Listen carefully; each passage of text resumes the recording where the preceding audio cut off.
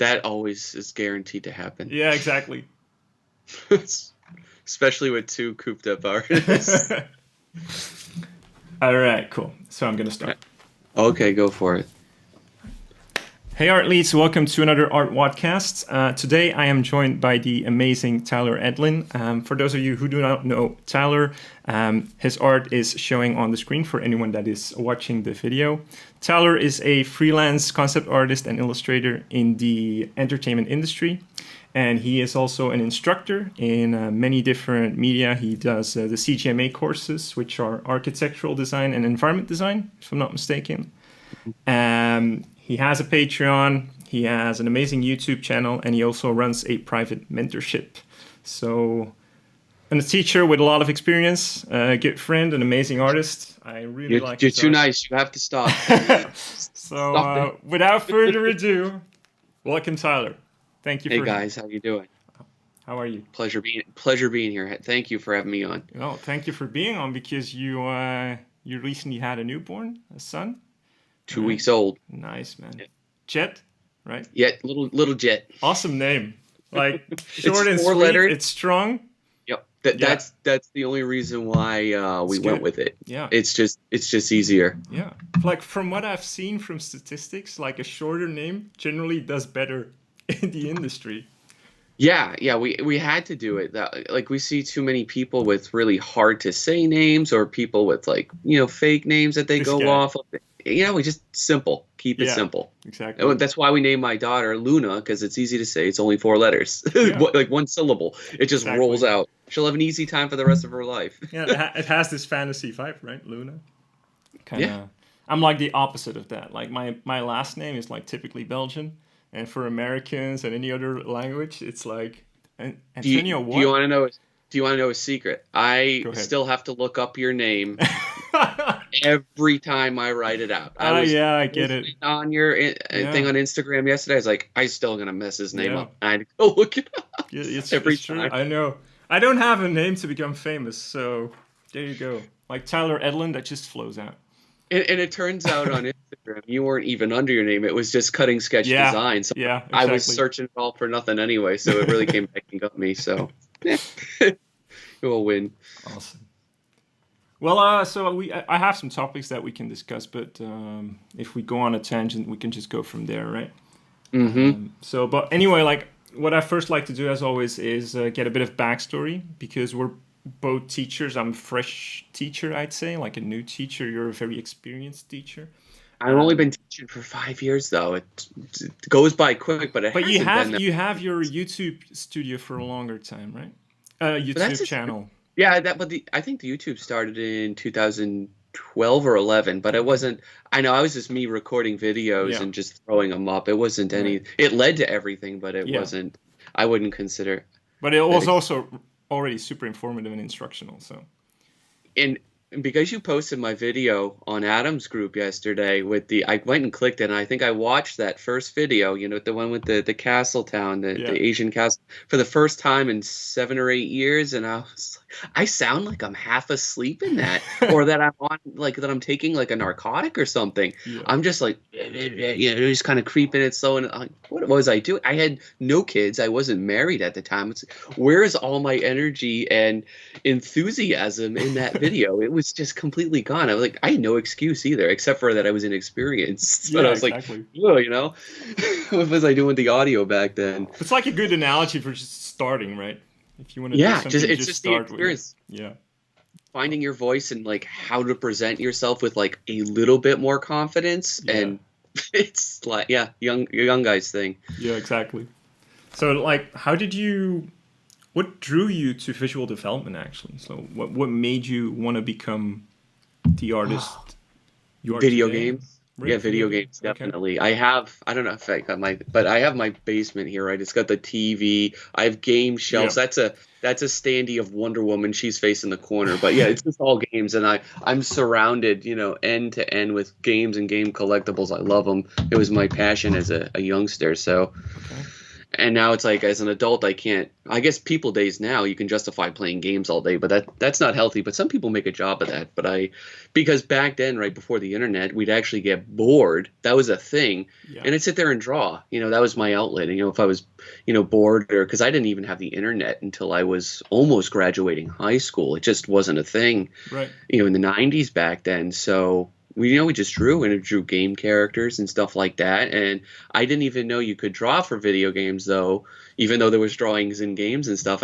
My wires just didn't, neurologically connect, right? When I was younger, until I think I was like almost 20. I didn't even realize it was like a job until I think I finally saw an art of book of one of, like, because especially for video games, they wouldn't publish those back in the day. It wasn't a thing. So it's like completely just going over my head. And I found them, though, and I found it was a thing. And I kind of took, I don't know, the side door. I wouldn't say it was the back door. I just got into a local art college. Okay. And, it was local, but it was expensive. It was still a university traditionally. So in the U.S., I'm still paying for it. I'll say that. And that was like 15 years ago. Wow. Yeah. But yeah, that's what got me in. I just did traditional art training, and I realized, okay, this school doesn't. It's too old-fashioned of a school to have any kind of game development art. That's too niche. So I had to just learn fundamentals and then apply, buy Gnomon DVDs, go to Massive Black, go to conceptart.org forums, and just soak up, you spend up a lot of time late at night going on these forums, looking at, see what everybody's doing, what kind of developing techniques are going on, and try to apply basic art knowledge to stuff that's going on in the computer and things like that. So it's like 50-50. Basic art fundamentals. Here's a still life. Here's a draw it. Here's a landscape. Here's how you draw it. And then matching that with everything else that's kind of advanced sense that. So it was a good kind of, not worth the price, but it's a good kind of way that kind of congealed in me and made it, I guess, how I interpret or do art today. It's a good balance, I'd say. Yeah, I'd say that's an interesting point, because when I think about how you mostly taught yourself, right? Because there was very limited online resources compared to today. But in a sense, do you think that you were more focused on learning than like the distractions that you have today with like social media and then all these tutorials that are available? Like, you had a limited amount and it was like, I need to do that and I need to apply it. Yeah, I think that's a very kind of complicated, that's kind of a complicated question, because right back then there was nothing. You could buy like some DVDs online. There may have been 2 schools, in California that may have taught that sort of level of design and stuff. So it had its pros and cons, right? Because like right now, what is it? Like there's so much, right? There's and I think there's a lack of curation on that. So I guess the easiest kind of connection to make with that is people would get overwhelmed these days because there is so many options. And coming back to the focus, I think there's, even without the popularity of social media, I think there was always still a way to find distractions and stuff. It just kind of came in different forms and in different amounts. But I think that's one of the things that's going to make or break somebody to kind of be a professional level artist, is that it does take accountability and discipline. And you can have immense amounts of innate talent. You can even be very surface level interested in it, but at the end of the day, you have to have discipline and that accountability for yourself. Even in school, because people, in my art schools, they were going, some on free rides, some were paying, but some wouldn't do anything. They'd show up every day, but they wouldn't, they'd goof off or wouldn't do anything. So I think that's a huge part of where the accountability is, whether you're in a classroom setting or you're at home learning. You have to be accountable or, responsible for that. I agree completely. And I think there's like 2 aspects of it. I think in like let's call it your days, but not to sound old, but it's old. You were kind of, there was old. Maybe a bit more enforced discipline.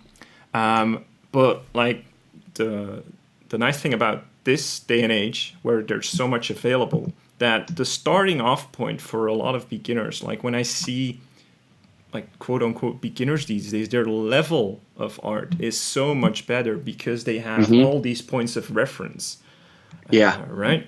Yeah, And there I was think like that's one point of reference back yeah, then. exactly. And I think that also cultivated a better eye for design. It's like when you see the concept art in like 2008, 2005, all those, it's not that long ago, but in like artistic terms, it feels ages ago.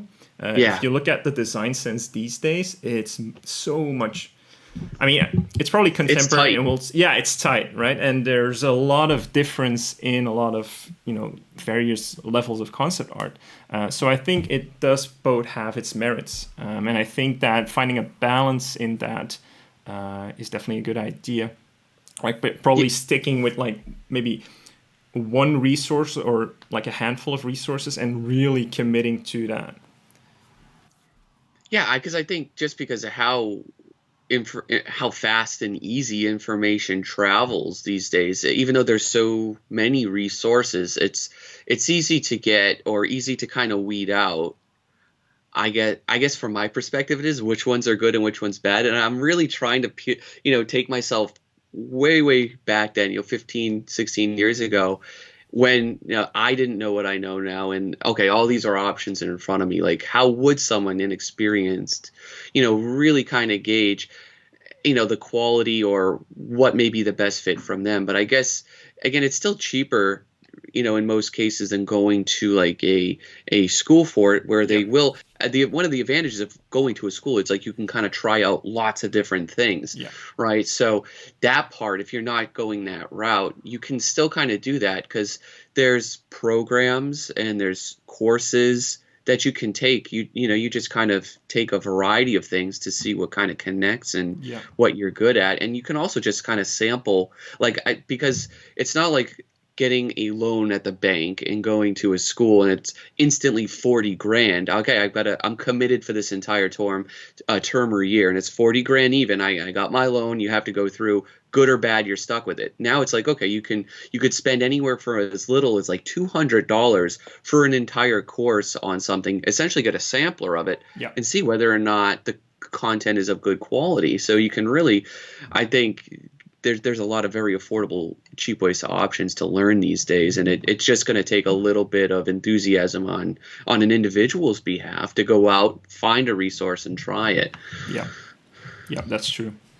But I think sometimes, like on the other end of it, it sometimes also feels, and I see this with my program with Art-Wod, there's a lot of people that like test it for like one day, and it's a 7-day free trial, right?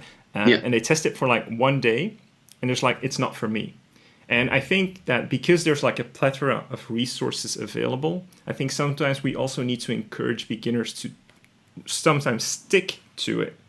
And because it kind of enables people all these different options and available options and cheap options compared to a school to kind of give them the incentive that it's easier to give up on what they're paying for. Yeah, the discipline side that I love to marry discipline with that accountability, because you gotta have to give everything like a fair chance, I think. And I guess that's a hard line to draw at the end of the day for a lot of things. But it's like that even with some movies or games. Some are either 2 hours in length, and I guess games can be longer. But even if you don't feel it, or either or, like in the first 10 minutes, give it a little bit long. You'll see it halfway through. Especially if you hear good things about it, try it out. And just it's all experience either way. And you have to kind of take all of that in and process it once in a while. Yeah, no, I agree. So what made you become a teacher? Because you said that you only started like 5 years ago. I think, it was. It was the YouTube, because I was just having fun doing it for free on YouTube, and I still do. And then I just started getting emails, or people finding me on Facebook and messaging me, hey, do you have any programs? Do you have this and this? So it's nothing I ever looked to do, but it kind of just happened as I guess there was a need for it. And I still will get other people, and hey, what do you have anyone else? Like I'm filled right now. Like I'm fully booked till probably February of next year. So I tell people, okay, I'll get you on the books for February. Do you know anybody else that I can go study with till then? And that list is still fairly short. I know a lot of professionals jump into spontaneously teaching a course or a mentorship here and there, but very few people rarely do kind of offer that service as a more full-time sort of or stable sort of thing. I know Adam Duff does. Yeah. I do. You have your own programs. But I don't think it's still not as widespread of a thing. So I'm always, the list of names is still short. So I still think if you have someone that's good at art and that is also good at teaching it, and then the third piece, right, also has a stable platform for that, you kind of need all three things. And I still think because there is a lack of people that have all three of those things, there is still a need, for that. And so that was just me stepping into those shoes, kind of, 1 foot at a time and just gradually, amping that up each and every year. Yeah. Did you feel like, because I'm talking from personal experience now, did you have like a fear of it or like some form of like imposter syndrome where because you, as a teacher, and you'll definitely be able to confirm this, is that you need to learn. You realize that you don't know anything, right? Yes. And you big need time. to learn so much in such a fast pace because you need to translate that into digestible chunks of information to your students. Did you struggle with that in the beginning, and do you still struggle with it, or? Whisper. I struggle with that every day. Right. Yeah. Okay. I didn't start. Okay, so I'm not alone. I didn't start a Patreon until this previous January, like eight months ago now, maybe, because I was terrified of it. Like, how can I deliver this content? How can I be accountable for this? What if people don't like it? And, it's still terrifying. I'm doing basic courses on form, right, which is one of the most core basic things you have to learn first. And I'm doing deep dives videos into it. I'm like 1/3 of the video recording it. But even so, before I got there, I'm like, okay, I understand this. But it's like the real hard part was, what am I missing in there? Because you don't know essentially what you're missing half the time until you see somebody else flash it in front of your face. Right.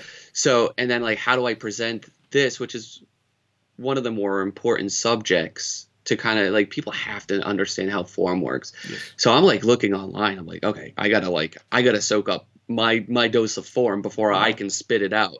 So I'm buying tutorials left and right. I'm like, who's talking about form? And I'm jumping around. I'm looking at free stuff. I've spent a good amount of money buying stuff, and I'm like, what is everybody else saying about form? What do I feel is important here? What if people, some people sugarcoat it. Some people have good lessons. Some people have bad lessons. Some people change subject. So I'm trying to really curate the content for my audience so I can cut it down to the bare essentials and just not the most entertaining way, because I think with most educational stuff, it should be just, people, I think from my feedback, is they want it direct and kind of just systematically laid out, rather than, some artists get on YouTube and they're more so entertainers about all of that. And I got a comment on one video, I'll never forget it. It's like, you should be funnier. I was like, okay, I'll try, it's, but you don't want to come off so sterile that, you'll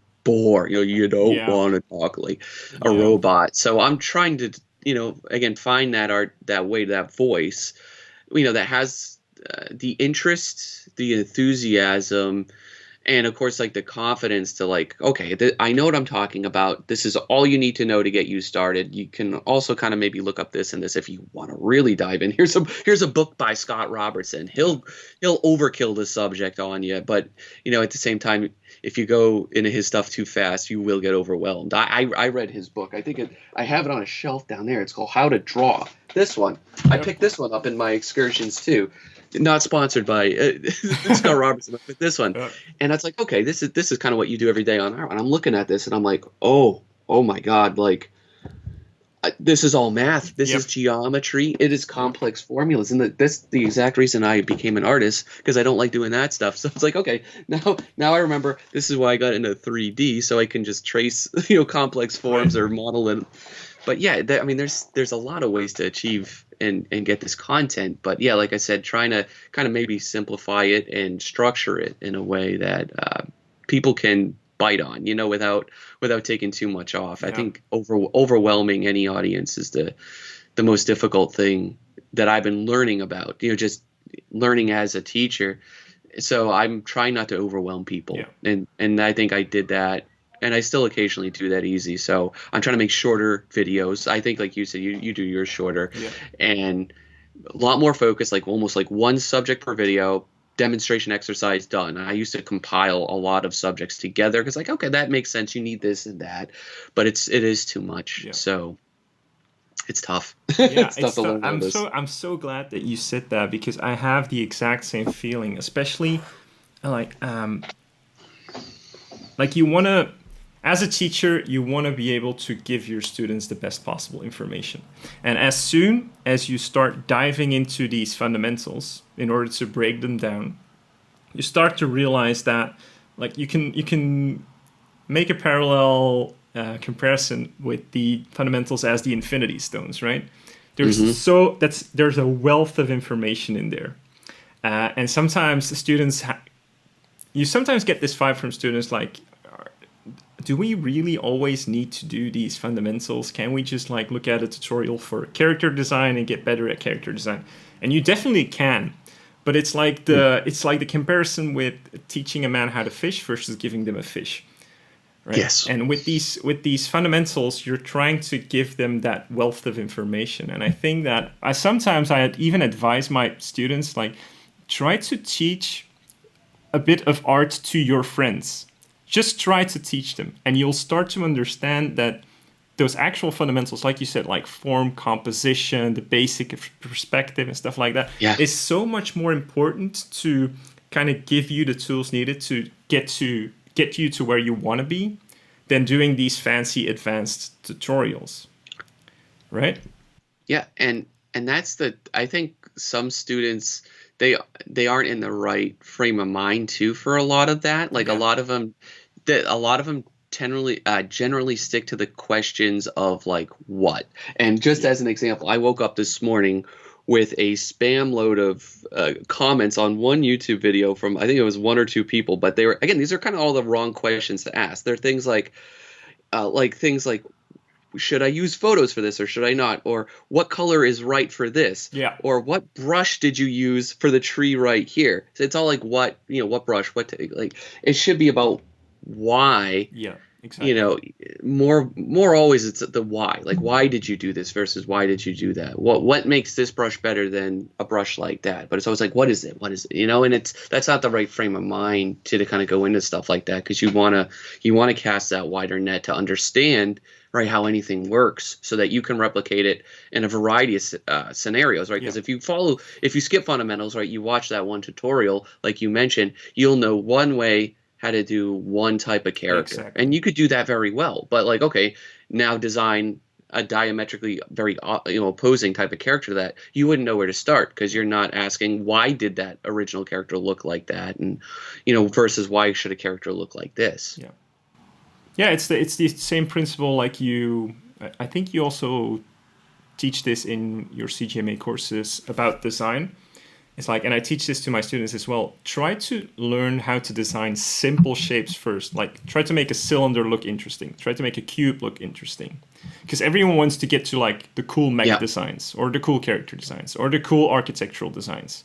But if you don't know how to make just the principle of design work on a simple object, and it's the same for shading, it's the same for perspective. Mm-hmm. If you cannot do it on the simple objects, how do you think you can do it on more complex objects, where you're juggling so much more things, right?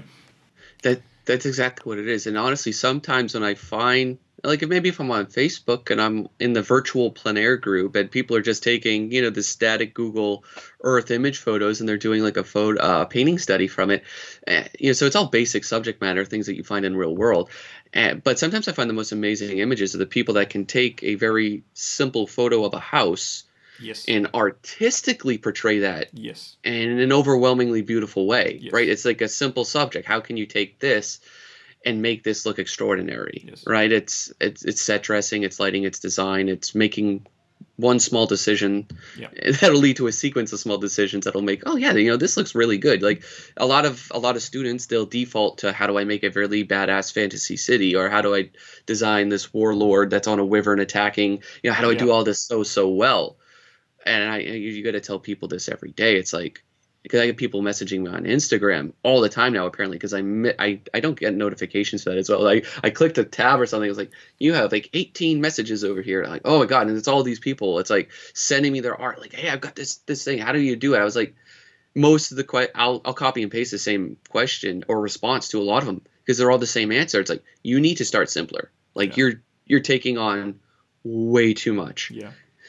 Work from life, you need the observational training is what it comes down to, because you don't understand anything you're painting or drawing. And I think they don't know, right? Like you said, they don't know how it works because they don't have the fundamentals. And it's that knowledge of how something works or why it is the way it is. That's what you need to be able to create something more complex. Yeah.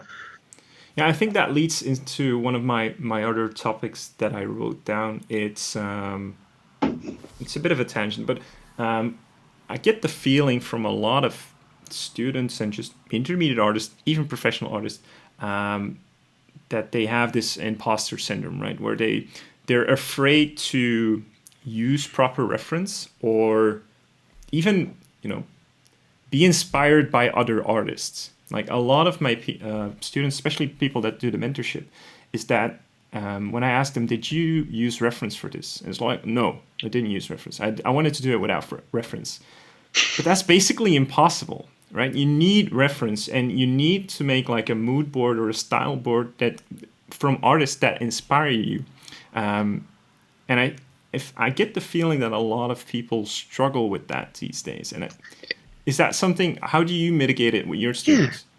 Well, like you said, just to ride that, it without going into reference, it's kind of like trying to play a team sport, and you don't bring your team. It's just you. It's just the quarterback or it's just the goalie, and you leave everybody else on the side, because you need all of that to kind of win, convincingly, or to do it well. But I thought maybe more imposter syndrome is like, I never feel like I'm good enough for what I'm doing anyway. But yeah, you need your reference. And I tell even my design students, I won't draw the most basic of trees or rocks. If I have the option for a reference, I'm going to get a reference every time.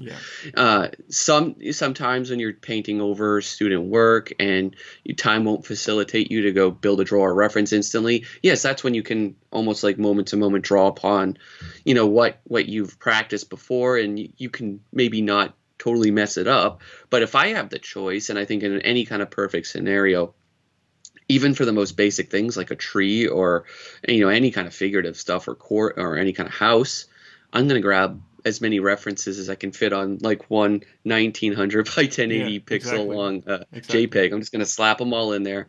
It's just going to come out better, and it's going to come out better for it. And like, you need, like, I think other people's reference or images are a part of that. Yeah. Like you said, not being afraid to even reference other people's art. Yeah, exactly. Because basically what we're always doing is we're problem solving, right?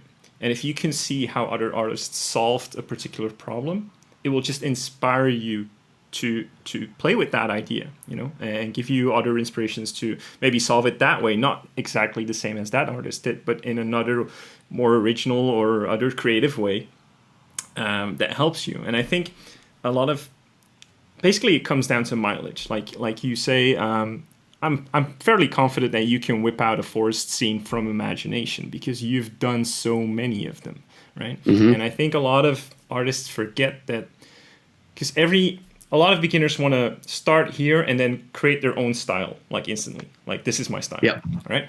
And I think a lot of artists tend to forget that your style is an accumulation of other people's styles, usually. Right. Yeah. And you start off with the basics, and then you do a bit of copying probably, and you do a bit more of the basics, do a bit more copying, do a bit more fundamentals. You start to understand the fundamentals better. You copy a lot of artists, not one artist, but various artists, right? And you climb that ladder until you can break your own rules.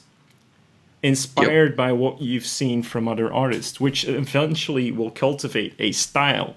Because up until, I don't know, like even 4 months ago, even today actually, I never consider myself having a style. I still see myself in that growth. And a lot of people will say, "Oh man, I love your style, and I love what you do, and I love the way you draw faces or whatever." But to me, I'm still in that zone of learning fundamentals and just scraping the surface of breaking those rules, right? And I wonder, how do you feel comfortable already, like letting loose with some of those aspects and just going with more of a flow state? I wish I did more, more so, admittedly. I think because I'm always finding, or new artists are always popping up on the internet and stuff, I'm always just drawn to more and more pieces and maybe more and more intricacies to how people use a texture or a pattern.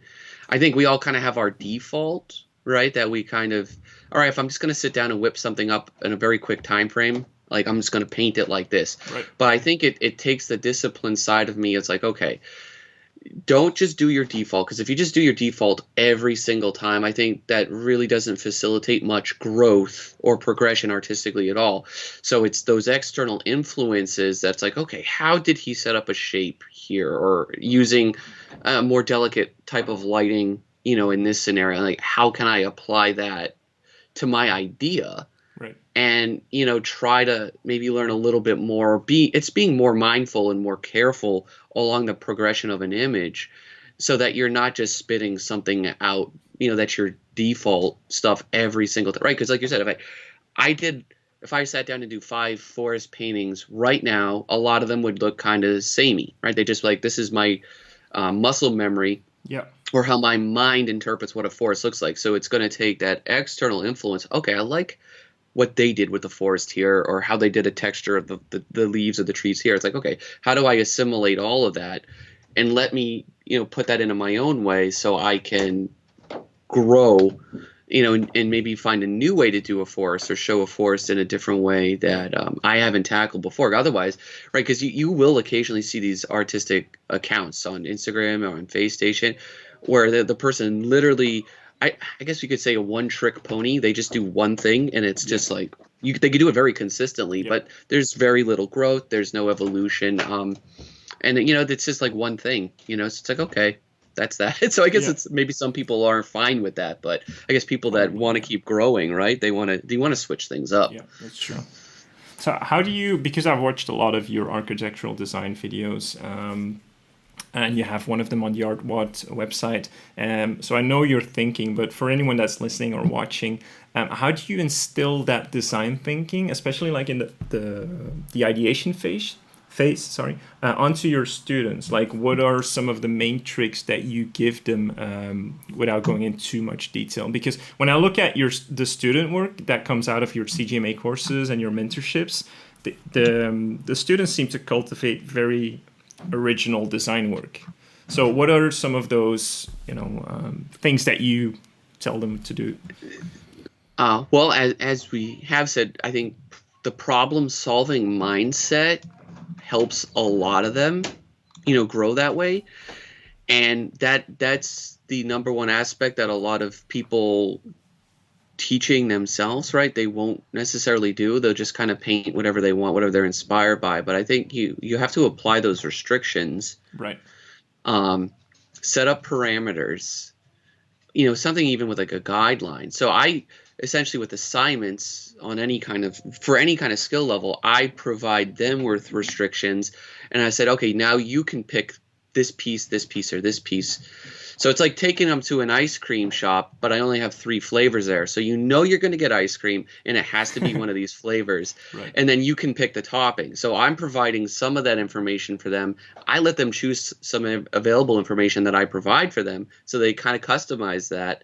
And then their own experience and their own imagination is the glue that brings it all together. Right. to kind of make it what it will be. And of course, you'll see a variety of skill range come out of that due to, their overall experience level. But yeah, generally that's the same thing, is just providing people. It's like if you're getting a client work, it's generally a little easier than doing your own ambitious things, because they'll tell you exactly what they want. Or true. Bad clients will tell you exactly what they want, and then they don't want it. Yeah. Because they don't know what they want. So or they'll just say, do anything. Yeah, I hate, and I don't like those ones at all, because it's like, I just tell me exactly what you want. Exactly, don't let me run around in my own headspace too long. Right. So, in doing client work, because I'm a busy guy, okay, but I have a wife, but I have no kids. I know you have kids, right? You have 2 kids now. Every day. Exactly. You have a very busy personal life, and you're doing client work. You're doing a lot of teaching as well. How do you still find the motivation and energy to do personal work? I double up. I do my personal work, and then I'm not going to say the black and white thing. I find a way to monetize it, but I try to find a way to utilize it for as many aspects of the business side of running an art business as you can. So if I'm playing Ghost of Tsushima only on the weekends on PS4. I love it. Okay, I'm really into it. Feeling those ancient Japanese cultural vibes and stuff, the Edo Japan. It's okay, I'm really into this. I'm going to do a bunch of drawings thematically kind of like that, because that's just where I am momentarily. And now, how many lessons can I fit in these pictures into? So I almost record everything I do anyways. Once in a while I'll just but it does take a little longer, because I'm a little more careful about how I do things. But once, maybe 1 in every 3 or 4 images, I won't record it. Whatever, this is for me. I can always deconstruct it or break it apart for part of a lesson. But the average image I will just record the whole thing out of habit, and then find a way. This one here will be good for YouTube. This one here will be good for a quick 1-minute time lapse on Instagram. Of course, maybe I can recycle parts of each of those, throw them on Patreon. And it's just trying to use and maybe this one will make a good print on the ArtStation floor, right. On the store. Just try to utilize the art as many ways as possible. But it's all my art. That's the beauty of it, I guess, to answer your question. But do you feel I know, because you're near mice and you've probably done it a lot, but do you feel to some degree that sometimes interferes with your creative process, because you want to do a personal painting, but that you're going to record it anyway, and you're in that more analytic mindset of, I need to do breakdowns of it, and I need to record it a certain way so that it's clear for everyone to see my process, whereas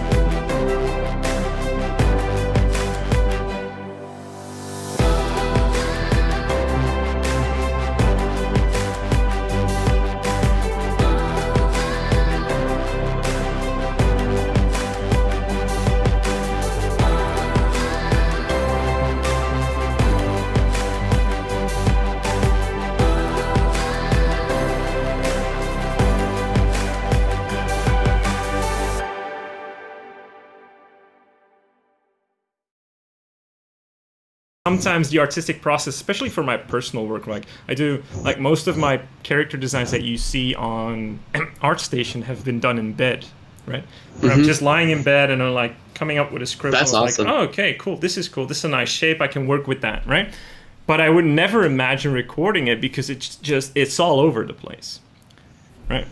Yeah, no, I think it does impact that slightly, kind of maybe I want to do this or that, or it'll make me just think about things slightly differently, but it doesn't impact it too much, not now. And I think a lot of that is because, I was thinking about that flow state sort of mindset. I think a lot of artists like to get to, and I think a lot of artists traditionally like to work in the evening, right? Because you get zero interruptions. You know, everybody is sleeping. I can get in a flow state, and only creators can really understand this, because my family sure as hell doesn't understand this at all. Like, you shouldn't, when someone's in the middle of an idea, they're trying to, you don't want to interrupt them. Yeah. So with the family life right now, I'm not able to really achieve any kind of flow state, whatever. So I'm just like in a very disjunction kind of creative state right now, and I'm surviving in it. I'm making it work, but I'm never in a place anyway where I'm just like, I'm losing track of time because I'm creating. I'm budgeting every kind of 2-hour block that I can, like, I need to get this done, or this done. I have the same based right off priorities. But like, flow states are beautiful, and I think if I can get back to that, and when I have time again for that, there will be maybe more images that I don't say I have to tutorialize or make this an educational lesson. And I think more so the ones that I do that on, which I think will be coming up for me actually pretty soon. I'm going to find a way to do it, is more the experimental stuff, which you kind of need to do for yourself. Yeah, exactly. And I'm trying to learn new workflows for myself right now. I got a VR headset, and I just installed Blender this week. And you know, your version, right, is laying in bed with your iPad, probably doodling. Right now, my version of that is sticking the VR headset on and going in the Gravity Brush and just freestyling whatever I can create. You know, just kind of chilling. And I find, because it's just like drawing. But I'm drawing in full 3 dimensions, and I'm in the drawing. It's almost kind of, I don't know, and like nothing else has ever struck me creatively like that before. So I'm just sitting there drawing creation after creation, thing after thing, and I don't care at all that I'm not recording it. I don't even know if these things will ever go onto social media, and it's going to be a while. And I realize, because I'm using the little time I have, part of me was very reluctant for a long time to take this next step, you know, artistically for me, because it's eating my painting time, it's eating my creating time, and it's stuff like cookie cutter stuff that I'm good at, that I know I can, if I do this image, I can go get 3,000 likes or whatever on Instagram, and I can post it there, but I have to take a step back from there, and just work. You know, that's what I'm doing for me. That's how I'm kind of exploring my own creativity nowadays. And I know it's going to be a lower social media presence, a lower overall output of work, because learning anything takes forever. Like, I'm following one Blender tutorial on YouTube, and it's a very good one. It's an hour long, but it took me like 3 sittings to get through, you know, just because you got to watch it, pause it, try it. Okay, why is it not working? You had to look up a tutorial for a tutorial now. Okay, 5 minutes later, let's go to the next minute. So it takes forever to learn a new skill set, but I've loved what I've seen people out there do, especially for the look and feel that my work kind of is, the direction my work has gone in lately. I think VR would lend itself, with a mixture of like Blender's lighting engines, would be a really great place for me to save time. And that's what I'm trying to ultimately do with these, is find new cutting edge techniques to save me time. Because if you left me to my default, I would love to, you know, before I had kids and before I was married, I would love to just sit there like I did in my older YouTube videos, spend 40 hours painstakingly rendering every little detail of a painting, as I love that process of it. But realistically, I probably won't have that time, you know, for like 12 years, maybe like 12 more years or something. So I'm finding other ways, but it's helping me be creative. It's giving me problems. And I think for that flow state, you know, state of mind, like that's kind of what I needed to kind of find right now, right? It's that flow state's where you're instinctually kind of making decisions rather than just relying straight on fundamentals. And it's where you're meeting each person meets their own challenge. You're meeting the right level of challenge that you get enough moment to moment wins or victories, so that you can kind of keep going through, and you lose track of time, and you're at your most creative and most productive. And that's what I noticed, that it has, like, this flow state has some sort of ethereal attraction. And what I mean by that is, like, when I do something that I know I'm good at, for instance, character design or adding personality, but I do it in my usual, like, client mindset, formulaic type of method, it will not get as much, I wouldn't say likes or anything, but like positive response, as if I were to just put my doodles on like Instagram or Facebook, where I was just like in that flow state, experimenting, not caring about failure or anything. And just if I put that out there, people seem to connect with it better. It's very weird. I'm not sure if you noticed that as well, or. Yeah, I know that, right, when you get consistent enough with posts, right, with stuff like that, you can generally start to figure out what your audience goes to you for. Yeah. Because when you start deviating from that, you definitely see a dip in, what's it called, like social interactions, or reactions. So it's like, I think the sad part is when, and I know all of us probably deal with that as artists living today, letting that affect some of your decision making too much. Because like, okay, I really want to do this, but I know my audience doesn't want to see that, so maybe I shouldn't do that. But is it your audience though?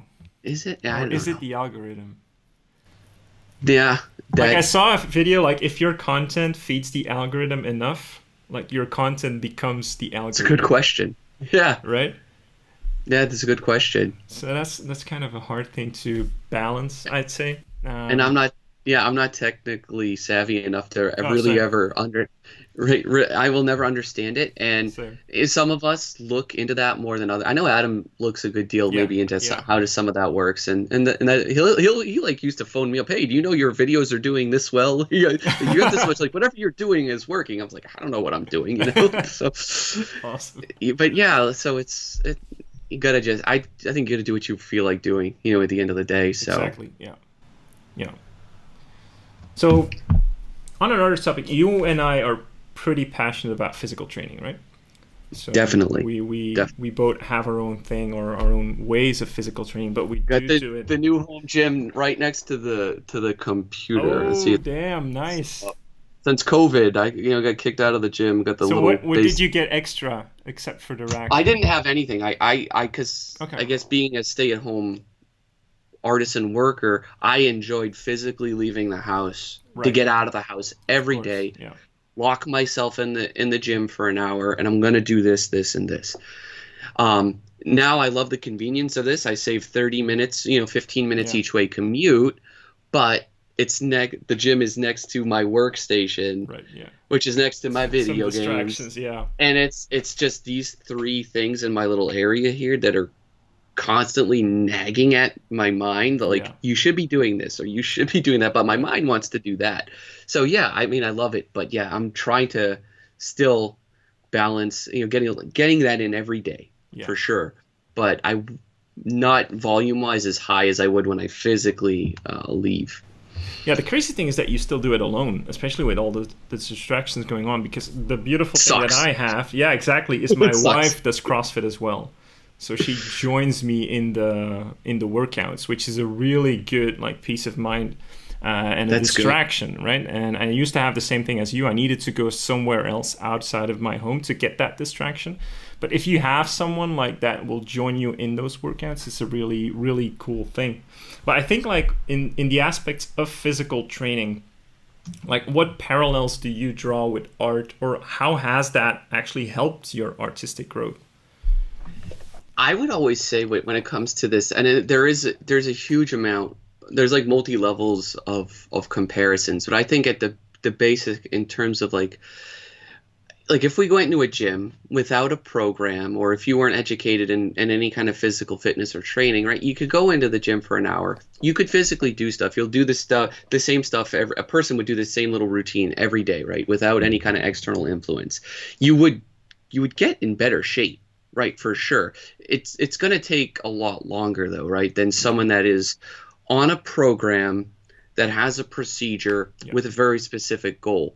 And I'd kind of put all that under the umbrella of focus, right? So, like, you're going to do this, you're going to do that. And that kind of – I bring that to my own artistic training because I didn't have so much of a structure – for that 8 or 10 years ago when I was out of school on my own, still trying to improve. I was just kind of soaking up random stuff, and it wasn't project focused or based or anything. So I would just kind of just randomly whatever. But like I think it's the people that are still less experienced and that are still training, because I see people out there in groups, your groups, Adam's groups, the other public art groups on Facebooks and Instagram and stuff, and I see people posting. I see the same names pop up every single day. Yes. They're putting in time. Yes, They're exactly. doing daily sketches. Yes. But they're not like, they're putting in the time every day, but they're not, I think, training, so to speak, like efficiently. Yes.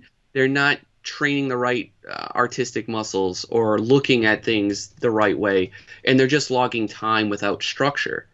And I think they could shorten that time. They could expand that growth exponentially with less time, right? Because now it's like, okay, if I only have 20 minutes a day to exercise, I'm going to make sure I'm going to do this, and this, and I got it all lined up. I'm not going to sit there and hang out on the dumbbell, talk to Kenny over there for 10 minutes, and then like, oh yeah, no, it's just like it's a system, for everything. And I think like art fundamentals and art training and even completing a piece, everything is a system in place. Like if I need to complete an image like this that looks at this level, I need to go through steps A, B, and C and D, right? Or if I want to learn a fundamental or learn how to construct a better picture, right? I need to learn perspective, then I need to learn form, then I need to know lighting, then I need to learn composition, right? There's this very specific system to that. And I think once people have structure, or they realize, okay, maybe I'm blowing too much time, because I think it all comes down to efficiency. Yes. As humans, we all have that time clock. I mean, no one's going to live forever. Our time is probably the most valuable thing to a lot of us. Yeah. So it's like you want to spend less time and get more, right? Yeah. So you could just log, some people have the time to log those countless hours every day, or, you could be smart about it, log 2 hours a day and make sure it's hyper-focused and very goal-oriented, and you'll get a lot more growth that way. And you'll probably have more sustainability as well. I mean, that's definitely more. I didn't bring that up. Yeah. I didn't even open that can. But yeah, like people out. I had people messaging me 2 nights ago on Facebook. Hey, I see this guy doing daily sketches for like the last 200 days, but he's like, I got nothing left in me. I don't know what to do with myself. It's like you're burning yourself out, and you're everything I just said. It's like you're just training the wrong way. Yeah. That's the exact same. That's the whole philosophy why I created Art-Wod. It's like create some structure into your artistic training. It doesn't always have to be like you said, logging in all those hours. You don't need, at the end of the week, you don't need to have logged 40 hours. You just need that structure in your artistic training. And if that's 4 hours or 5 hours or 20 hours a week, if there's structure and if it's consistently, then you will see exponential growth, right? And It's the exact same with physical training, and that's why I make those parallels, because if you go to the gym, and I actually did this to a fault, because when I was training competitively, I did the structure very well, right? Structure, I rested when I needed to, and then I became an artist, and I still kept up the intensity of my competitive fitness with a lot less volume.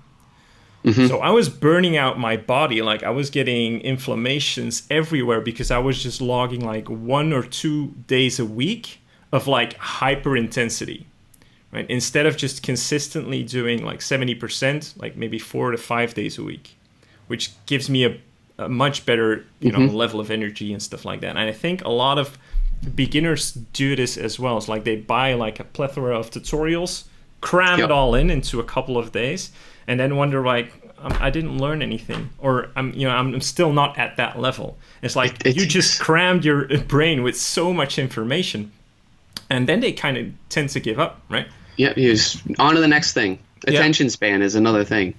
Yeah. Attention span is something that I see quite a lot.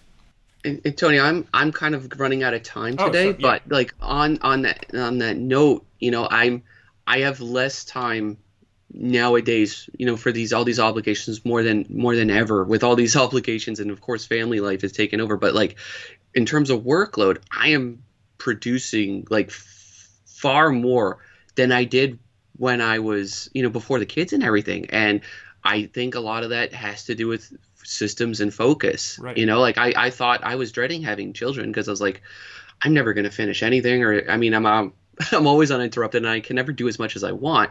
But if I'm only working right now, like maybe 4 hours a day, maybe 5. Okay. I used to work Wow. 8 to 12. I just have so I'm just turning down a lot of client projects right now and just staying with teaching and running my own programs because I don't have the time for it. But yeah, I'm less time to do anything right now. But I think just when I jump into an image, I hit running. I'm going at full speed, and I'm just gonna put it together with a very careful process, and I'm just not wasting any time like in that it's like kind of making just conscious decisions making and making them faster and faster, which you do get. I think the only thing you really can do that is with experience. Mileage. Is in that mileage. But yeah, like and it will come to everybody. And I think the biggest thing with students is they focus too heavily on that speed side of things. And you kind of just got to focus on the process itself and enjoy that process and kind of enjoy the grind. And that's what I recommend, like people in my program do, and people that want to do your mentorships and the tutorials. I have some of your tutorials. There are assignments in there. Actually do the assignments, right? Don't just buy the tutorial, watch it, copy what Tyler's doing, and then just do nothing with it, right? The assignments are there to specifically follow them. And I think, But we'll end it on that note because I know you're running out of time. You have Thank you for having me on again. Yeah, we can do this great. anytime you want. Yeah, this is a blast. Yeah, we're at 30% of the topic, so we can do it again definitely. But awesome. It was great having you. Cool. All right, take care. Thanks, you very much. See you next time.